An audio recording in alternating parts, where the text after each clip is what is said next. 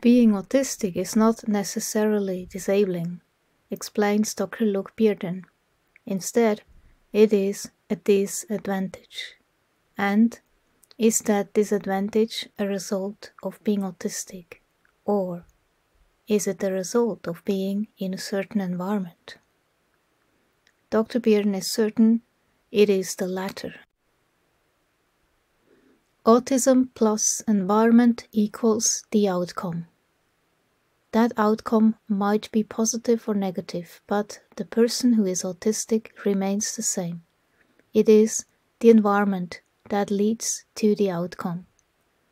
So if you want a successful outcome and you recognize the person with autism cannot change the brain, then the only thing you can change is the environment. And that often, but not always, means the people within that environment. You feel safe, are comfortable, and not stressed all the time. You can focus on the things that you actually care about. I chose this space because I love books. I've always loved books. I'm a bit of a book geek. So I've got some of my favourite books on the shelf, and I've got my folders from some of the studies that I'm doing at the moment. And I love sitting here because it's a nice quiet space where I can just be me around my favourite things. The studio is, I feel like I can escape in here, and like the outside world. It's difficult because I've obviously got autism, but I also have some health problems as well, which makes it quite difficult sometimes to like get out and be around people. I don't know which one's the real me, but it's like I can feel like I can be myself, or it's like here I feel like I can be someone I can't be outside. I'm a singer and I write songs, and all of this stuff like helps me to sort of do that. And even with like the autism, it's like a way to release some stuff that maybe you can't talk about. It's a space where I'm most at home and can indulge the hobbies that I have. It's more than simple pleasure. There is a lot of potential for relaxation, and it is very relaxing in very stressful situations. Walking the dogs, part of a therapeutic environment where the girls can just be themselves. Kezia and Felicity are bright, ambitious, and now studying for their GCSEs. But at mainstream school, they just couldn't cope. Day after day, Felicity here would run away. She was close to a breakdown, or worse, and no one could explain why. What the girls have been trying to do in the way that they do so brilliantly is they've just been trying to keep it together, and then they get to the point where they can't and they break. A lot of people have said, oh, since you've had your autism diagnosis, you seem more autistic. But I feel like, no, I've actually always had what I've had, but I've just really tried to bury it, and it made me so ill. So my mind, I feel like area or something, like a weight, not like a weight's been lifted, because obviously I can't change who I am, but I don't want to now. If the stigma gets taken away from it and more awareness is made, then it's just better for everyone. The environment suits your autistic needs.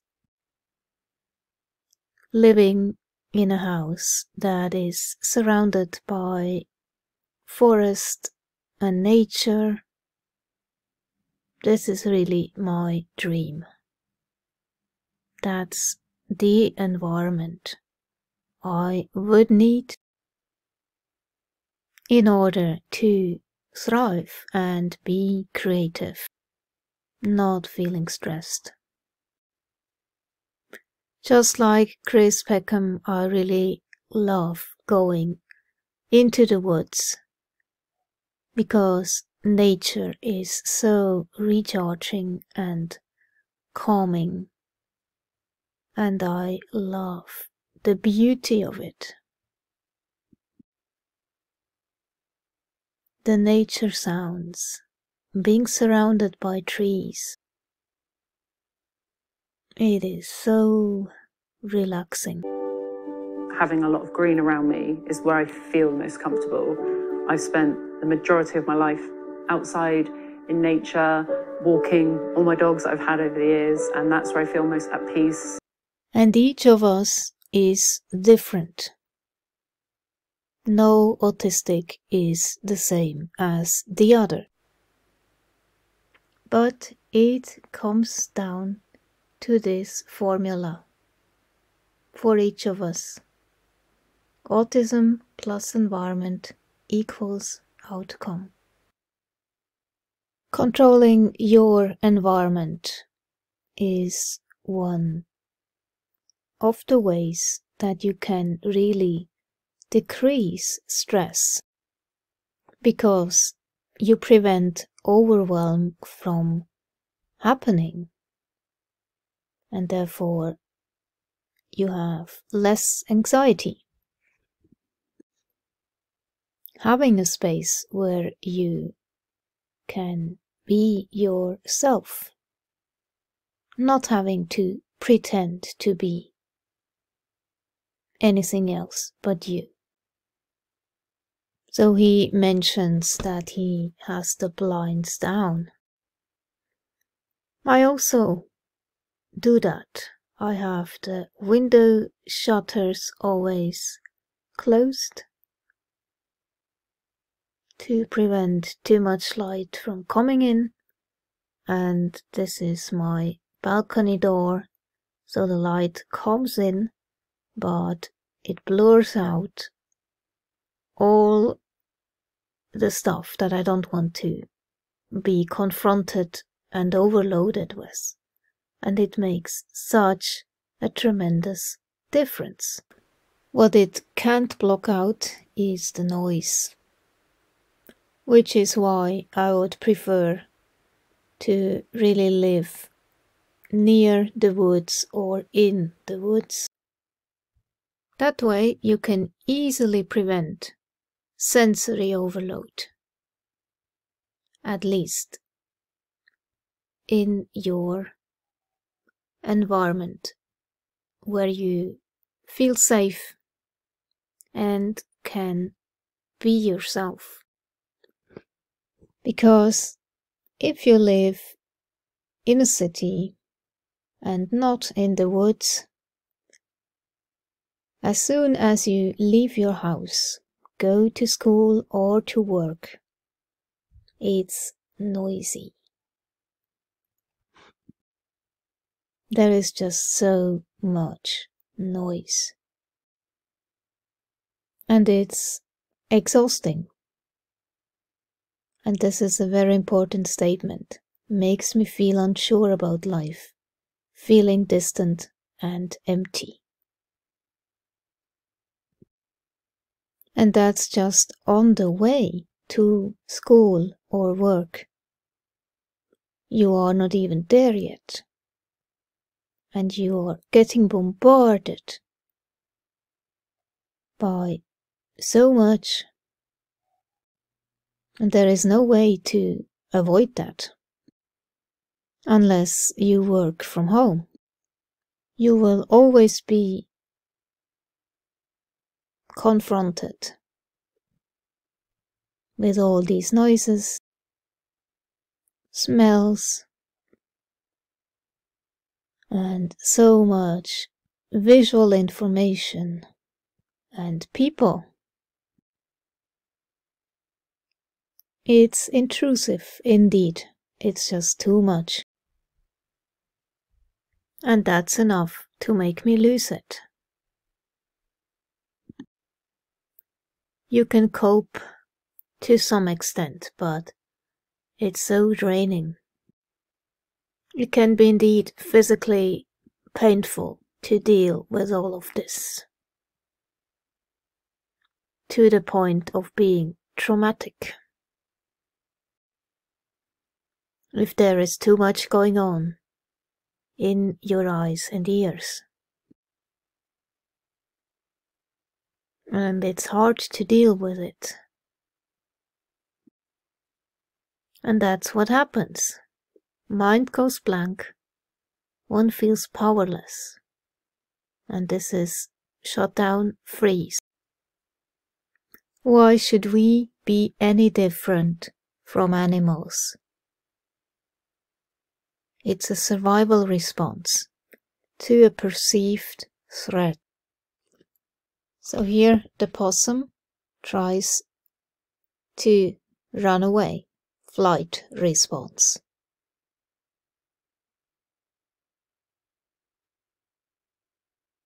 Then it freezes. See? That's the freeze. Just completely catatonic even. When your body decides that danger is near, your body unconsciously puts you into the freeze and you get stiff. If it is the whole body and for a longer time, the diagnosis will be stiff person syndrome, but it is probably these instincts that are teasing you.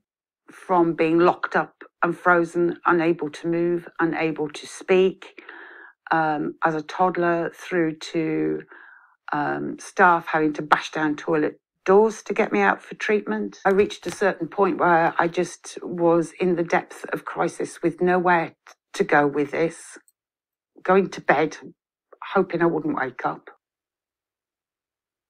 Opossums are the best example to see how the freeze response plays out. This is an absolute privilege, and I know some parents might be thinking, oh, you know, should I get them diagnosed yet, or is it a label? You've got to get any other type of label, and I think if you're diagnosed at 32, you've had every single label coming at you, to have the correct label is amazing, and to be able to realise all of these differences, they're not deficits, you know, and now I kind of look back at it and think, you know, always felt like a second-class person.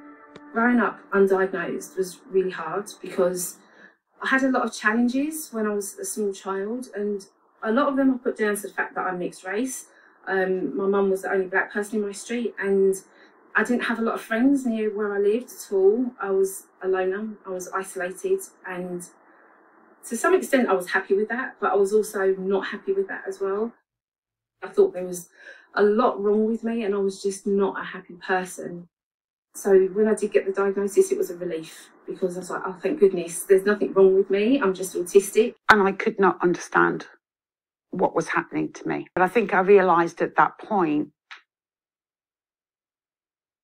that I had to find out what this was for myself, because if I didn't, that really was going to be the end of it for me. Finally, I clicked on one of the links to the National Autistic Society. They'd been coming up all along in my searches, and I'd been hopping over it and hopping over it and hopping over it, because how the hell am I autistic? I'm a trainer, I'm no social phobe, I've got a degree in modern languages, I was good at drama at school, how am I autistic?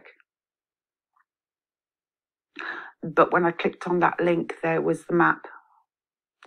That was a descriptor of a meltdown and a shutdown. And I recognised both. The emotion was enormous relief. I think probably the most intense feeling of gratitude I've ever had in my life. Looking back on my life and my childhood and school especially, and like relationships with people, just helped me make sense. Like, it made me understood why I couldn't learn the traditional way in school, why I was sort of behind on things, and why I sort of was picked on in a way as like a really vulnerable sort of kid. And even as a person in my 20s and even very early 30s, I was always been really vulnerable, and it just made me see like, wow, okay, it's not all me, there's nothing fundamentally wrong with me, because that's what I always felt. Well done, Sherry. But times are changing. Carly's Lego-mad youngest daughter was diagnosed age 4. She'll get the acknowledgement and support her mum never had. And I feel like I've finally found my place where I'm accepted. Pictures for me is my first language, because when I was younger, I didn't always find communication easy, especially as I got older through the school years. So as I've learned to communicate as I've got older, it's been like learning a second language, whereas pictures have always been my constant way of communication when sometimes language fails. What do you feel when people don't understand you? Oh, when people don't understand me, I feel really annoyed. And like, can you just listen and blah? It's frustrating. Yeah. I also was told by the GP as well that this could have significant career ramifications and social ramifications. So I just felt like I'd been burdened at 16 with this secret about myself that was the why for everything I did. I could never explain that why to anyone because it would ruin my life. When I was at school, I was told not to come back anymore because I would truant all the time because I was so scared of being in lesson and the lights and the people, and I was close to people and people would touch my things, and it was so overwhelming. And I was told that I could only sit my functional skills exams rather than my GCSEs, and I would never go on to achieve anything. So my granddad, who's in his 80s, taught me my GCSEs for 2 hours every day, every single day. And then when it came to sit my GCSEs, I got 14 A's. So now I feel pride in what I've achieved, but I also feel an immense responsibility to make sure that autistic girls at school never felt the way I did. Since she was 4, Felicity's mother suspected her daughter was autistic, but each time she brought it up, she was dismissed. It wasn't until last year that Felicity was eventually diagnosed. My mum was happy because my mum been waiting for it for like 14 years. Since when I got diagnosed, then she was like, yes, I've finally been proven. Since she wasn't quite the same as her friends. I knew that I was too different to being normal. And every time I tried to say that, just people wouldn't listen. And it was just, oh, everyone's unique and all that, which is rubbish, actually, because there are people who are more unique and need help. Social isolation. Oh, I get that a lot. How did I not know that? I get social isolation I get that a lot as well. Oh. I felt different, and I felt there was something wrong with me. And obviously there isn't, but because I didn't know I was autistic, I felt like I was wrong and I didn't fit in. And that's a horrible feeling to have for 30 plus years. And I had that feeling and pretended, you know, I masked. I was diagnosed at 35, and so for 35 years, I've been pretending to cope in a world that wasn't designed for people like me. And so it meant that it had a really, really negative effect on my health. So realizing I was autistic initially, I felt very, very sad. The more I learn about myself, the more I learn about autism, the happier and more liberated and more free I feel, because I'm now finally starting to give myself permission to really struggle with the things I'm struggling with and not pretend that I'm coping. But it also gives me permission to show joy when I find something joyous, which might not make sense to somebody else. Something as simple as looking at cranes brings me a lot of joy, and I can't explain it, but I now acknowledge it. I think it's really important that more people understand autism in women, because we're out there. We don't just wake up one morning and decide to be autistic. We are autistic, and a lot of us just aren't diagnosed. To go looking for the lost girls, the girls who might need a diagnosis but haven't had one, because I suspect that they're often excluded from school. They're vulnerable and misunderstood.